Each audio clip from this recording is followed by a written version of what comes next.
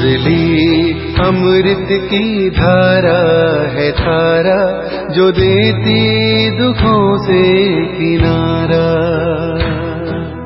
मुरली अमृत की धारा है धारा, जो देती दुखों से किनारा। भूले जीवन में हो जाए शिव बाबा मुरली में समझाए। ओम शांति। आज है 18 सितंबर 2021 की साकार मुरली। बाबा के महावाक्य। मीठे बच्चे, चैरिटी बिगन्स एट होम। अपने परिवार वालों को ज्ञान सुनाओ, अपने हमजीन्स का कल्याण करो। प्रश्न: किस श्रीमत का पालन करने वाले बच्चे अपनी अवस्था को एक रस बना सकते हैं?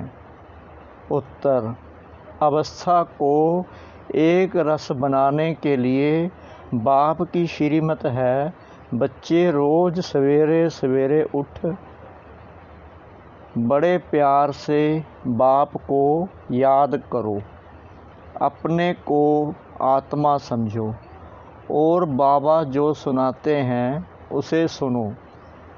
अगर याद नहीं करेंगे तो फालतू ख्यालात चलेंगे, व्यर्थ संकल्प आएंगे। इसलिए बाबा राय देते हैं, बच्चे रोज़ सवेरे सवेरे उठ अपने आप से प्रतिज्ञा करो कि चलते फिरते, खाते पीते, भोजन बनाते एक बाबा को ही याद करेंगे। ओम शांति। मीठे मीठे बच्चे जानते हैं कि रूहानी बाप है, सभी रूहों का बाप, जो सबसे ऊंच ते ऊंच है। उनको ही शिवाय नमः कहते हैं। फादर भी कहते हैं, वह बाप स्वर्ग का रचयिता है, जिसको पतित पावन ज्ञान का सागर कहा जाता है। अब तुम समझते हो, हम उनके साथ बैठे हैं। यह तुम बच्चों को समझाना है। जैसे कहीं पर एक गीता पाठशाला में एक कृष्ण का लंबा चित्र 6 फुट का था। अब कृष्ण को वास्तव में छोटा ही दिखाते हैं। फिर कहते हैं, गीता का भगवान था, तो भला गीता कब सुनाई? बचपन में, वह जब 6 फुट का हुआ तब सुनाई। राधे और कृष्ण की जोड़ी थी। राधे कृष्ण की क्या गलती थी?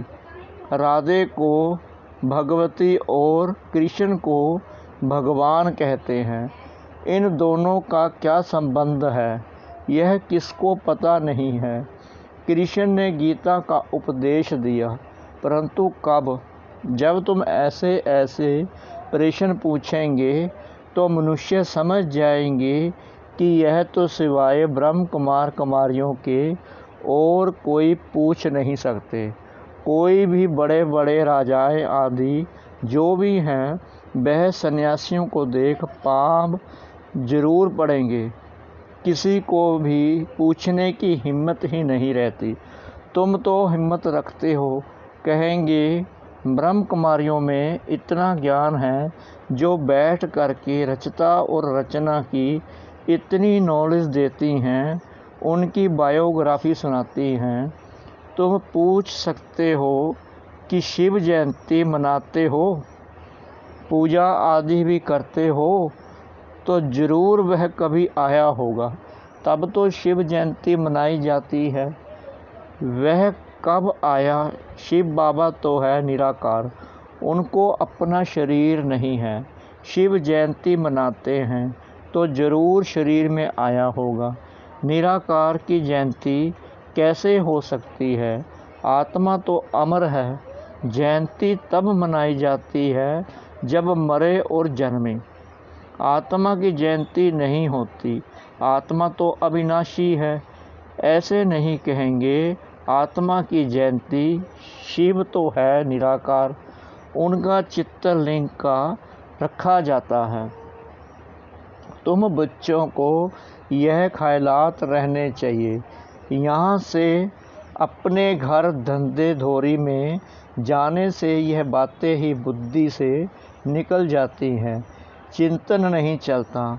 गुरुओं आदि की जंजीरों में भी बहुत फंसे हुए हैं। बात मत पूछो, अबलाएं बहुत भोली होती हैं ना, तुम उनसे पूछ सकते हो। शिव जयंती मनाई जाती है, परंतु वह है कौन, उसने क्या आकर किया और कब आया। जयंती माना ही बर्थ निराकार शिव का बर्थ मनाया। वह निराकार है तो उसका फिर बर्थ कैसे मनाया जाता है, किस में आया। आत्मा शरीर में जाती है तो कहा जाता है बर्थ, जन्म हो गया। आत्मा तो आत्मा ही है, शरीर में प्रवेश करती है तो कहेंगे आत्मा ने शरीर लिया है पाठ बजाने लिए। वह तो है निराकार, उसने जन्म कैसे लिया, किस में आया। उनको तो परमात्मा कहा जाता है। यह किसको भी पता नहीं है। भल बहुत शास्त्र आदि पढ़े हैं, परंतु कुछ भी पता नहीं है। अभी तुम ज्ञान से भरपूर हो, अभी तुमको ज्ञान ही सुनाना है। कोई कोई 2-3 वर्ष आते हैं, फिर अज्ञान की प्रविष्टा हो जाती है। बाबा फिर अज्ञान को निकाल ज्ञान की धारणा कराते हैं। अब तुम बच्चों को ज्ञान दिया जाता है, परंतु पुरुष ज्ञान में, स्त्री अज्ञान में तो जैसे हंस बगुले बन जाए। इसलिए पहले तो स्त्री को ज्ञान देना चाहिए। स्त्री पति को गुरु ईश्वर मानती है तो स्त्री को गुरु की आज्ञा माननी चाहिए ना। यह यहाँ की बात है। वहाँ तो आज्ञा मानने व मानने का सवाल ही नहीं, सब प्यार से चलते हैं। वहाँ ऐसी कोई बात होती ही नहीं। तो चैरिटी बिगिंस एट होम। स्त्री ज्ञान में आती है, पति नहीं आता तो क्या कर सकती है। भू भू करनी है, बच्चों को भी भू भू करना है। अपने हम जीन्स का कल्याण करो, उनको भी बताएं बाप को याद करो। अब लड़ाई सामने खड़ी है, बाबा आया हुआ है। मनुष्य पुकारते हैं, हे पतित पावन आओ, जबकि पतित दुनिया का विनाश होना है तो तुम फिर पतित क्यों बनते हो। माता ज्ञान में है तो माता का काम है अपने हम जीन्स का कल्याण करना। अभी तुम बाप से 21 जन्मों के लिए सारा राज्य लेते हो, तुमको कोई हाथ लगा ना सके। तुम सारे विश्व के मालिक बनते हो। फ़र्क देखो कितना है।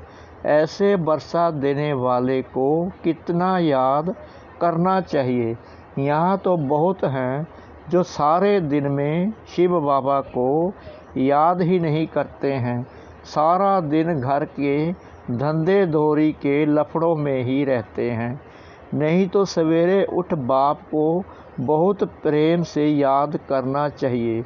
बाबा आपसे हम प्रतिज्ञा करते हैं, आपसे हम वर्षा जरूर लेंगे। बाबा आप कितने मीठे हो, आपकी याद से हमारे विक्रम विनाश होंगे। अंदर में अपने से बात करना, उसको विचार सागर मंथन करना कहा जाता है। बाबा आपसे हम पूरा वर्षा लेकर ही छोड़ेंगे।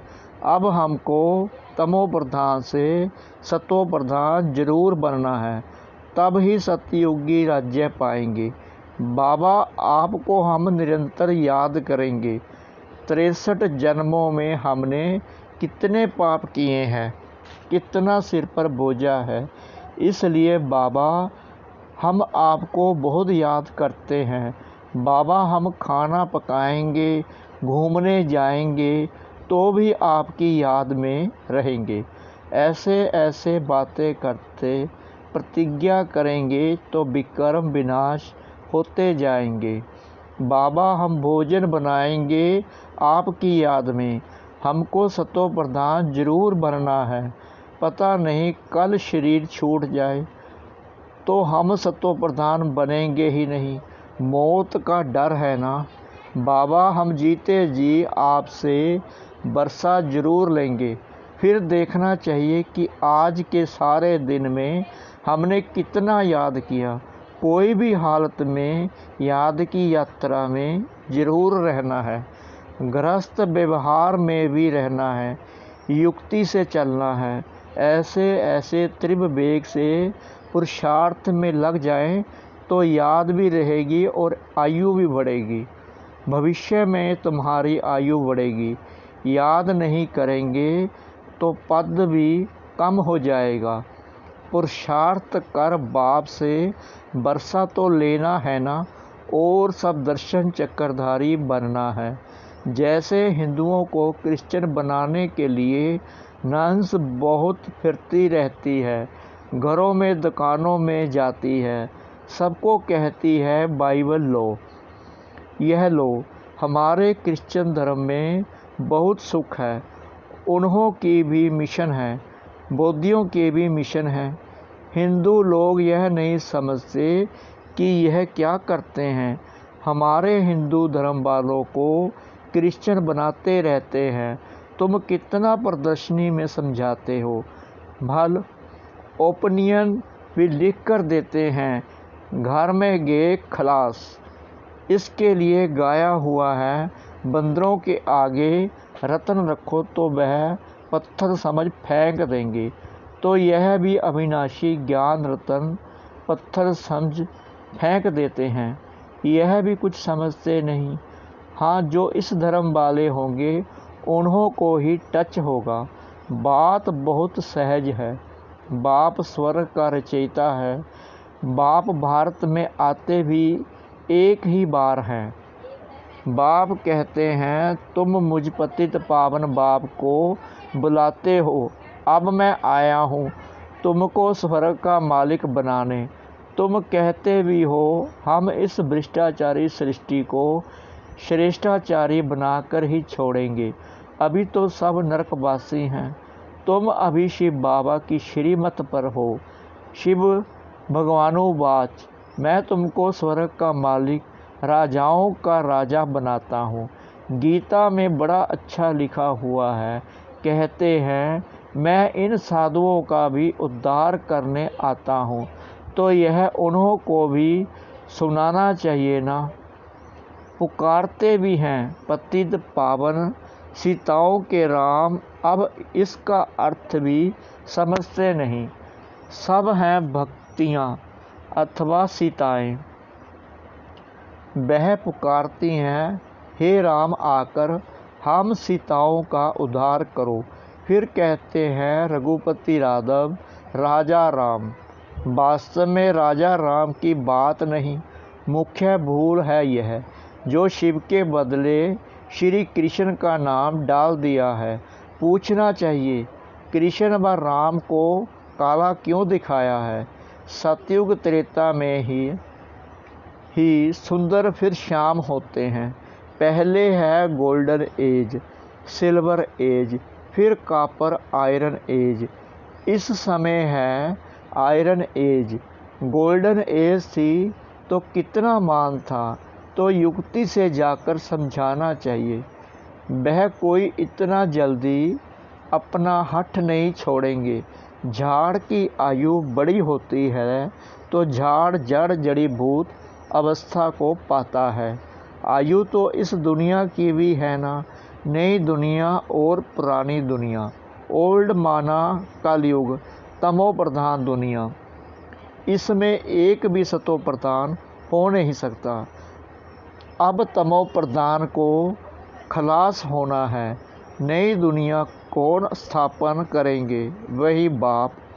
ऐसे नहीं कि प्रलय होती है, बाप को पुकारते ही तब है जब पतित हो जाते हैं।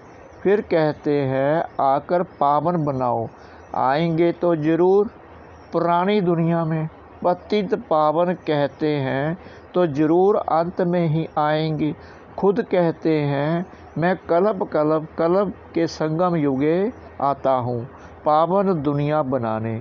अभी है संगम, अभी बाप सबको सदगति में ले जाते हैं, तो ऐसे बाप की श्रीमत पर चलना चाहिए ना।